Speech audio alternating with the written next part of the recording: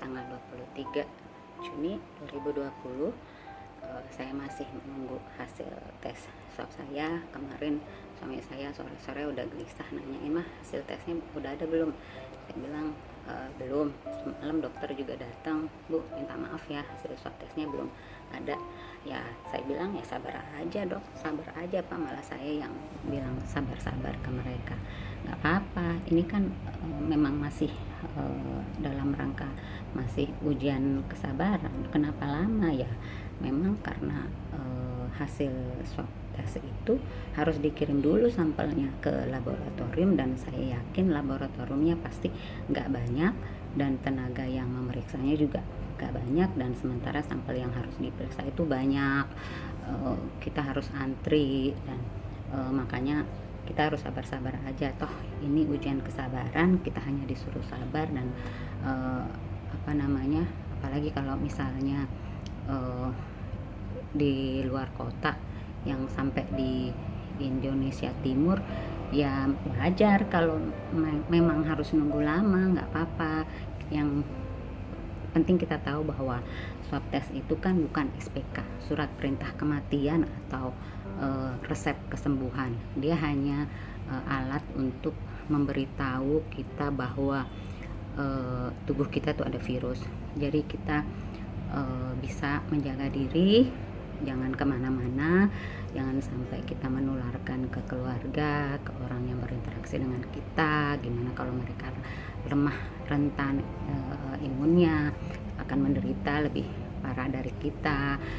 Itu aja. Jadi COVID itu bukan nggak mematikan, yang mematikan itu ajal.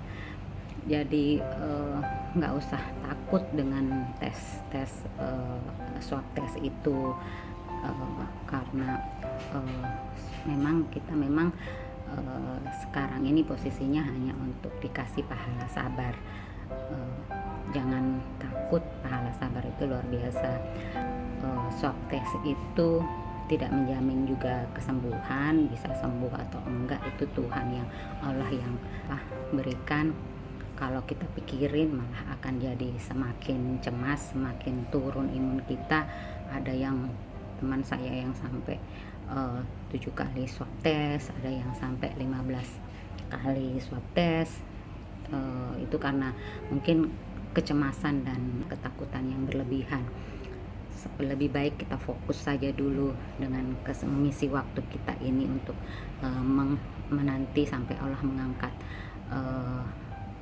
virus-virus kita itu dengan hal-hal yang bermanfaat. Iya, bagaimana sih rasanya swab test itu? Swab test itu nggak seserem apa yang pernah saya lihat di di artikel atau apa. Yang penting kita siap mental. Takut pastinya ya, maksudnya takut, tapi kalau kita relax dan kita tahan napas, relax, kita pada saat belum di swab itu pasti rasanya cuman sedikit tidak nyaman, cuman beberapa detik, tidak sakit. Lebih baik kita fokus dengan bagaimana kita bisa berdoa, memanfaatkan waktu, karena yakin bahwa sekarang ini adalah saat-saat berharga, detik-detik berharga untuk kita memanfaatkan, karena kita tuh seakan-akan sekarang ada di depan multazam terus, yang doa kita dimakbulkan, apapun doa kita itu bisa tembus ke langit. Jadi tolong aja teman-teman coviders, manfaatkan aja waktu dengan baik, berdoa, doakan apa saja yang ingin kita doakan. Doakan semua Allah bisa mengangkat semua penyakit kita. Doakan semua keluarga, teman-teman, kerabat kita yang sakit, yang sehat. Doakan semua untuk diberi kesehatan. Yang punya utang dilunaskan utang-utangnya dan tidak berutang lagi. Yang punya keinginan misalnya naik haji, kita doakan supaya bisa naik haji. Ponakan-ponakan atau anak-anak yang mau masuk sekolah kita doakan semoga diterima, karena kita tuh sekarang ini lagi ada di depan multazam yang doa-doa kita tuh sangat dijabah. Jadi manfaatkan waktu sebaik-baiknya yang bermanfaat, nggak usah negatif-negatif, nggak usah pikir negara, nggak usah terlalu jauh terlalu besar negara itu, nggak usah ada pikiran demo, ngapain nakes di demo. Mereka juga toh maunya kita cepet-cepet sembuh supaya mereka juga bisa istirahat. Mereka itu nggak istirahat karena kekurangan orang, dan mereka juga takut terpapar. Jadi ngapain deket-deket sama kita, mereka tuh mau cepet-cepet kita pergi dari depan mereka nggak butuh apa-apa dari kita. Mereka cuma mau kita sembuh supaya mereka juga bisa tenang, bisa kembali ke keluarganya. Jadi kalau ada yang, saya sangat sedih kalau ada yang sampai demo-demo nakes. Mereka tuh nggak ada salah apa-apa, mereka cuma mau membantu kita. Yang salah itu karena fasilitas terbatas, dan fasilitas terbatas itu ada di seluruh dunia, bukan cuma di kita. Orang sampai negara kaya aja menterinya bunuh diri kan. Jadi nggak usah mikir negara, fokus ke kesehatan kita, doakan semoga yang kita bisa akan manfaatkan waktu kita supaya kita bisa bermanfaat juga untuk orang lain. Jadi selama pun saya sakit, saya masih alhamdulillah saya masih mencoba berusaha apa sih yang bisa saya manfaatkan untuk bisa memberi manfaat kepada orang lain. Ya saya pikir dengan membuat video. Terus saya juga masih alhamdulillah dengan teman-teman kami sebelum saya sakit, kita udah bikin bansos, membantu teman-teman kita mengumpulkan dari seangkatan kita dana untuk teman-teman, untuk keluarga yang terpapar kesehatan karena COVID ataupun terpapar secara ekonomi.